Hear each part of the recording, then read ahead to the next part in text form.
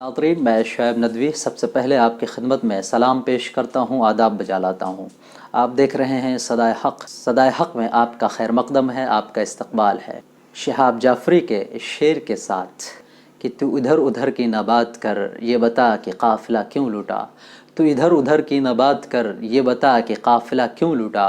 मुझे रहज़नों से गिला नहीं, तेरी रहबरी का सवाल है। दोस्तों, आज हम बात करने वाले हैं कोविड-19 के ताल्लुक़ से, और जो अचानक लॉकडाउन किया गया इस मुल्क के अंदर, उसके बाद किस तरह की सूरत हाल बनी, किस तरह के मसाइल से लोगों को जूझना पड़ा, किस तरह के मसाइल से लोगों को सामना करना पड़ा, सारी चीज़ों पे हम बात करने वाले हैं। हमने सुना था कि एक वबा है, एक बीमारी है जो चीन के शहर वुहान से शुरू हुई है, चीन के शहर वुहान से जिसकी इब्तिदा हुई है, और जो कुछ ही दिनों बाद जो भी शख्स उसकी लपेट में आता है, जो भी शख्स उसकी ज़द में आता है, उसे हलाक और बर्बाद कर देती है। लेकिन वो बीमारी आहिस्ता आहिस्ता पूरी दुनिया में फैल गई। हमारे मुल्क भारत के अंदर भी उस बीमारी ने फरवरी के दूसरे हफ्ते में दस्तक दे दी थी, और मुंबई के अंदर सबसे पहला कोरोना का जो केस मिला था वो धारावी में मिला था। उसके बाद दिल्ली में, गुजरात में इस तरह के वाक़यात शुरू हो गए थे, यानी वो बीमारी अपने पैर पसारना शुरू कर दी थी फरवरी के अंदर ही। लेकिन हुक्मरान जमात ने इस पर कोई ख़ास तवज्जो नहीं। इस मुल्क के हुक्मरानों ने उस वक्त तक समझने में गलती की, या उस वक्त तक उन्होंने समझा नहीं, उसको लोगों ने सीरियस नहीं लिया जिस तरह से लेना चाहिए, संजीदगी से गौर नहीं किया इस पर। 22 मार्च को इस मुल्क के वज़ीर आज़म ने जनता कर्फ्यू नाफिज किया।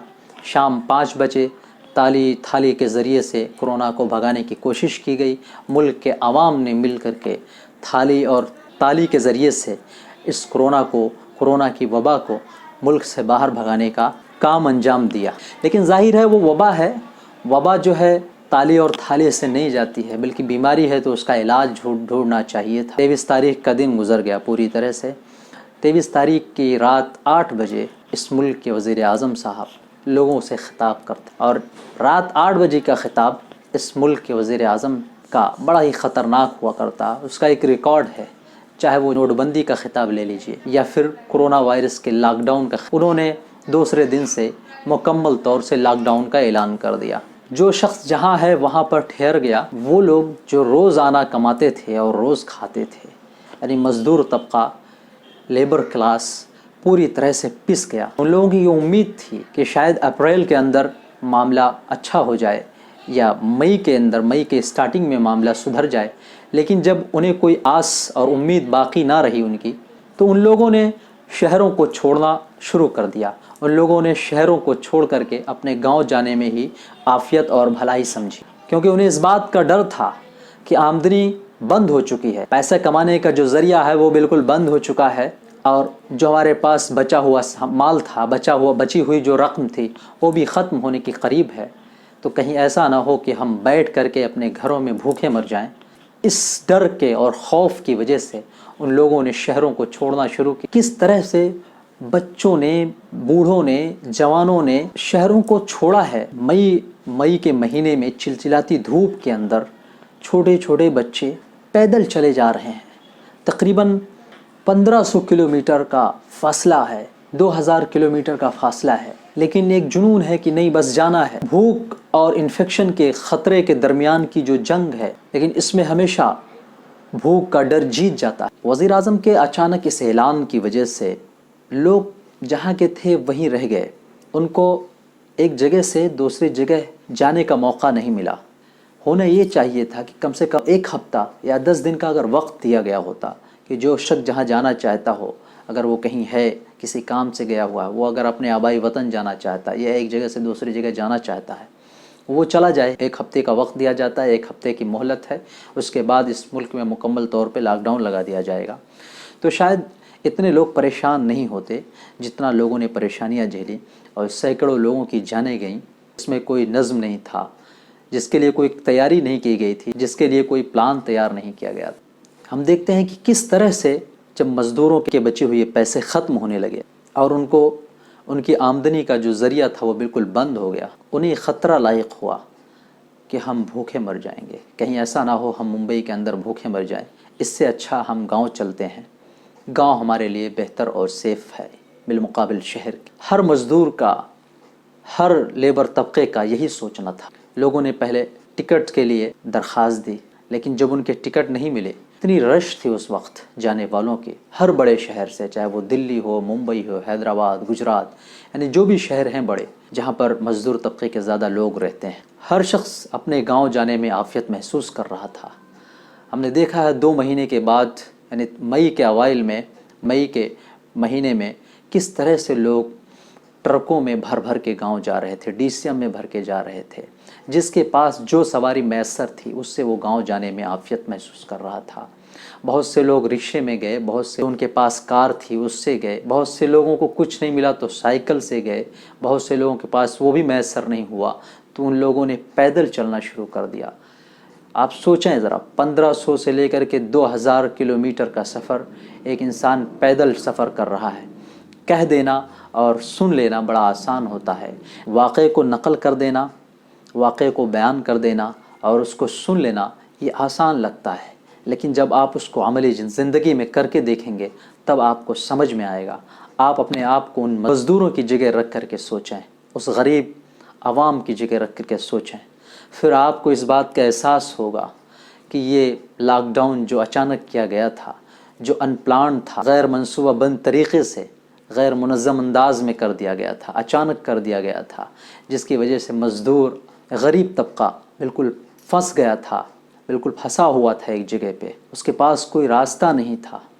جب ان لوگوں کو موت کا، بھوک کا ڈر ستانے لگا تو ان لوگوں نے مجبوراً نقل مکانی کرنی شروع کر دی، اور مئی اور جون کے اندر ہم نے دیکھا کس طرح سے حادثات ہوئے، کس طرح سے روڈ ایکسیڈنٹ ہوتے ہیں، سڑک حادثات کس طرح سے ہوئے تھے، سینکڑوں لوگوں کی جانیں چلی گئی تھیں۔ اس قدر رش تھا، اس قدر بھیڑ تھی، ایسا لگ رہا تھا کہ قیامت صغریٰ کا منظر ہے۔ کیا بوڑھا، کیا بچہ، کیا حاملہ عورتیں تک ہم نے دیکھا ہے کہ وہ پیدل چلی جا رہی ہیں۔ اس طرح کا منظر کبھی بھی ملک ہندوستان کے اندر ہم نے نہیں دیکھا، ہمارے بڑوں نے بھی اس طرح کا منظر نہیں دیکھا۔ صرف ایک واقعہ سنا کر کے اپنی بات کو ختم کرتا ہوں۔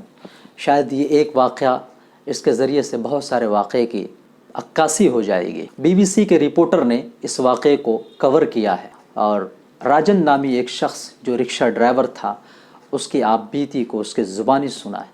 جب BBC کے نامہ نگار نے راجن سے پوچھا تو راجن نے بتایا، جی ہاں، یہ وہی راجن جو ممبئی کے اندر ایک رکشہ چلاتا تھا۔ لاک ڈاؤن کے بعد جب وہ گاؤں جا رہا تھا تو اس کی اہلیہ سنجو اور اس کی بیٹی نندنی کی روڈ ایکسیڈنٹ میں موت ہو جاتی۔ راجن نے بتایا کہ جب 24 تاریخ کو یہ لاک ڈاؤن کا اعلان کیا گیا تھا تو ہم نے کبھی سوچا بھی نہیں تھا آنے والے 2 مہینے کے بعد ہمارے ساتھ ایسا دردناک حادثہ اور ایسا واقعہ پیش آنے والا ہے کہ اس میں میری اہلیہ اور میری بچی دونوں میرا ساتھ چھوڑ دیں گی۔ راجن بتاتے ہیں کہ جب 24 تاریخ کو لاک ڈاؤن کا اعلان کر دیا گیا، آہستہ آہستہ جو ہمارے پاس بچی ہوئی رقم تھی وہ ختم ہونے لگی، تو ہم نے بھی یہاں سے شہر چھوڑنے کا ارادہ کیا۔ ریاست اتر پردیش کے ضلع جون پور میں جو ہمارا گاؤں ہے، ہم نے وہاں جانے میں عافیت سمجھی، اور ہم نے بھی دوسرے لوگوں کی طرح سے نقل مکانی کرنی شروع کر دی۔ ہم نے 1 ہفتے تک انتظار کیا ریلوے ٹکٹ کا، لیکن ہمیں ٹکٹ نہیں ملا۔ وہ بتلاتے ہیں کہ ان کی فیملی تقریباً ممبئی کے اندر 1 دہائی سے رہ رہی تھی، اور وہ اپنے بیوی اور 2 بچوں کے ساتھ، جس میں ایک ان کا 11 سالہ بیٹا نتن تھا اور ایک 6 سال کی بیٹی نندنی تھی، اور ان کی اہلیہ سنجو تھی۔ پہلے وہ فیکٹری میں مزدوری کرتا تھا، اس کے بعد 2017 کے اندر اس نے لون پہ ایک رکشہ لے لیا۔ رکشے کے ذریعے سے تھوڑا آمدنی زیادہ ہوئی۔ ان لوگوں نے اپنے بچے کو ایک انگلش میڈیم اسکول میں ایڈمیشن کرا دیا تاکہ وہ اعلیٰ تعلیم حاصل کرے۔ راجن کہتے ہیں کہ ان کی اہلیہ یعنی نتن کی ماں چاہتی تھی، نتن کی والدہ چاہتی تھیں کہ ان کا بیٹا ڈاکٹر بنے، اس لیے ان لوگوں نے اس کا ایڈمیشن انگلش میڈیم اسکول میں کرا دیا۔ دن گزرتے رہے، جب ہمارے پاس پیسے ختم ہو گئے تو ہم نے بھی اس شہر کو چھوڑنے کا ارادہ کیا، اور ہم لوگوں نے رکشے میں ہمارے پورے کنبے کے 4 افراد سوار ہو کر کے ہم 9 مئی کو یہاں سے نکلے۔ 3 دن تک ہم سفر کرتے رہے۔ 300 کلومیٹر کے فاصلے پہ ہمارا گاؤں رہ گیا تھا کہ اچانک ایک ٹرک نے زور کی ٹکر ہمارے رکشے میں ماری، جس کی وجہ سے جگہ پہ ہی میری اہلیہ سنجو اور میری بیٹی नंदिनी का इंतकाल हो जाता है। मैं कैसा करके अपने बेटे के साथ घर पहुंचता हूं। राजन कहते हैं तकरीबन 4-5 महीने में बदख्याली में, बदहवाशी के आलम में मैंने गुजारे, और किस तरह से वो दिन और रातें गुजरी हैं मैं उसे बयान नहीं कर सकता हूँ। खुले आसमान के नीचे मैं बैठ जाया करता था, आसमान की तरफ तकता था, नज़र उठा कर देखा करता था, और मैं मेरी अहलिया को और अपनी बेटी को याद करता था, और मैं अपने आप को कोसता था कि शायद मैंने वहाँ से निकलने में, यानी शहर मुंबई से घर आने में जल्दी कर दी, या फिर मुझे जो मेहनत करनी चाहिए थी शायद मेरी मेहनत में कुछ कमी रह गई थी। ये सारे ख्यालात मेरे जहन में एक सवार हो जाया करते थे और मैं गम से निढाल हो जाया करता। मेरी सेहत मुस्तकिल गिरती चली जा रही थी। वालिदैन हमारे फ़िक्रमंद थे इस बात को लेकर के। मैं नितिन पे भी बिल्कुल ध्यान नहीं दे रहा था। एक दिन मेरे बेटे के एक मासूम सवाल ने मेरे अंदर अज़्म और हौसला पैदा किया। नितिन ने कहा कि पापा, क्या आप मुझे वापस नहीं ले जाएंगे? क्या आप मुझे आगे तालीम नहीं दिलाएंगे? क्या आप मुझे यहीं पर छोड़ देंगे रहने के लिए? बेटे के इस मासूम सवाल ने मेरे अंदर अज़्म और हौसला पैदा कर दिया, और संजू के किए हुए वादे मुझे याद आ गए, क्योंकि संजू चाहती थी कि मेरा बेटा आला तालीम याफ्ता हो और वो आगे चल कर के डॉक्टर बने। चुनांचे संजू के इस वादे को मैं निभाने के लिए पुरअज़्म हुआ, लेकिन मैं मुंबई आने के लिए बिल्कुल मैं तैयार न था। मुंबई आना मेरे लिए बड़ा मुश्किल था, बड़ा दुश्वार था, लेकिन बेटे के इस सवाल ने मुझे इस बात पे आमादा किया कि मैं मुंबई आऊँ। मुंबई आने के लिए मेरे पास किराया नहीं थे। मैं वहाँ के सियासतदानों के पास और जो मालदार तबके के लोग थे उनके पास गया, लेकिन उन लोगों ने मेरी कोई मदद नहीं की। मेरे वालिदैन ने आखिर में मुझे मशवरा दिया क्यों ना संजू के ज़ेवर को बेच दिया जाए। मेरे दिल पे चोट लगी कि संजू के ज़ेवर को बेचना गोया मेरी आखिरी याददाश्त को बेचने के मानिंद है। मैंने पहले नकार दिया, लेकिन बाद में मैंने सोचा कि अगर संजू होती तो अपने बेटे के लिए वो सब कुछ कर गुजरती। चुनांचे मैंने उसके ज़ेवरात को बेचा और अपनी गाड़ी की मरम्मत कराई जो पूरी तरह से टूट चुकी थी। जो मेरा रिक्शा टूट चुका था उसकी मरम्मत कराई। उसके बाद मैं उसी रिक्शे के ज़रिए से अपने बेटों को लेकर के मुंबई आ गया नवंबर में आने के बाद सबसे पहले मैंने एक छोटा सा कमरा किराए पे लिया। कुछ दिन अपने दोस्तों के साथ रहा, लेकिन नवंबर के अंदर भी हालात यहाँ पर बिल्कुल मामूल पे नहीं थे। लोगों के अंदर कोरोना का खौफ था, खौफ का माहौल था। मैंने कुछ दिन अपने कमरे में बैठ कर के गुजारे। जमा पूंजी जो मेरा पैसा था वो ख़त्म होने लगा, तो मुझे इस बात पे मजबूर होना पड़ा कि मैं अपने रिक्शे को लेकर के बाहर निकलूं, सवारियां तलाश करूं। राजन कहते हैं कि किसी किसी दिन 2-4 सवारियां मिल जाती थीं। लोग शुरुआत में पब्लिक ट्रांसपोर्ट इस्तेमाल करने से डरते थे, गुरेज करते थे, बचते थे। कोई दिन अच्छा हो जाया करता है, यानी अच्छी सवारियां मिल जाती हैं तो अच्छा पैसा मिल जाता है। राजन कहते हैं कि पहले सिर्फ मुझे पैसा कमाने से मतलब था। मैं रिक्शा चलाता था, पैसा कमाता था और बाकी का काम सब संजू संभालती थी, लेकिन अब मुझे संजू का भी काम करना पड़ रहा है। नितिन बेटे को सुबह जो 6 बजे उठता है उसकी तैयारी करवाना पड़ता है, और उसके साथ मैं होमवर्क में भी उसकी मदद करता हूँ। फिर वापस दोपहर में आता हूँ, खाना बनाता हूँ, दोनों लोग साथ में खाना खाते हैं। उसके बाद शाम तक के लिए, रात तक के लिए रिक्शा चलाने के लिए निकल जाया करता हूँ। लेकिन मुझे इस बात का डर लगा रहता है कि कहीं ऐसा ना हो मुझे भी कोरोना हो जाए, और उसके बाद मेरे बच्चों का कौन ख्याल करेगा। राजन कहते हैं कि मुझे वैक्सीन आने से उम्मीद जगी है, लेकिन क्या वो वैक्सीन हम गरीबों तक पहुँचेगी इसमें मुझे यकीन नहीं है। राजन मज़ीद कहते हैं कि अगर उन्होंने पहले भी सोचा होता हमारे बारे में, हम गरीबों के बारे में कौन सोचता है, अगर पहले भी उन्होंने हमारे बारे में सोचा होता तो शायद आज मेरी संजू और मेरी बेटी नंदिनी ज़िंदा होती। एक दर्द भरी दास्तान है, एक दर्द भरी कहानी है एक रिक्शा ड्राइवर की। ये तो एक रिक्शा ड्राइवर की कहानी थी, इसके अलावा सैकड़ों लोगों की जानें गई हैं। सैकड़ों लोगों ने अपने बच्चों को, अपनी बीवियों को खोया है, अपने रिश्तेदारों को खोया है, अपने अजीज़ तरीन लोगों को खोया है इस गैर मुनज़्ज़म और बग़ैर मनसूबा बंदी की हुई है लॉकडाउन की वजह से, अचानक लॉकडाउन कर देने की वजह से। इसका ज़िम्मेदार कौन है, ये आज भी आवाम इसका सवाल करती है। आज भी लोग इसके बारे में पूछ रहे हैं कि कौन है आखिर इसका ज़िम्मेदार। राजन के वाक़े में एक ज़बरदस्त हिम्मत और हौसले की बात यह है, जब राजन पूरी तरह से मायूस हो चुका था, वो हिम्मत हार चुका था, उसके हौसले जवाब दे चुके थे, उस वक्त उसके बच्चे ने जब उसको तालीम की याद दिलाई कि उसकी माँ चाहती थी कि उसका बेटा डॉक्टर बने, تو کس طرح سے راجن پھر پرعزم ہوا اور اس کا حوصلہ بڑھا اور وہ واپس اس کو اپنے بچے کو ممبئی لے آیا۔ جی ہاں، وہی ممبئی جہاں پر وہ اپنی بیوی کے ساتھ رہا کرتا تھا، لیکن آج وہ تنہا ہے، وہ آج اس کے بغیر یہاں پر زندگی گزار رہا ہے، لیکن بچے کے تعلیم کے خاطر وہ آج ممبئی آ چکا ہے اور بچے کے تعلیم و تربیت پہ وہ دھیان دے رہا ہے۔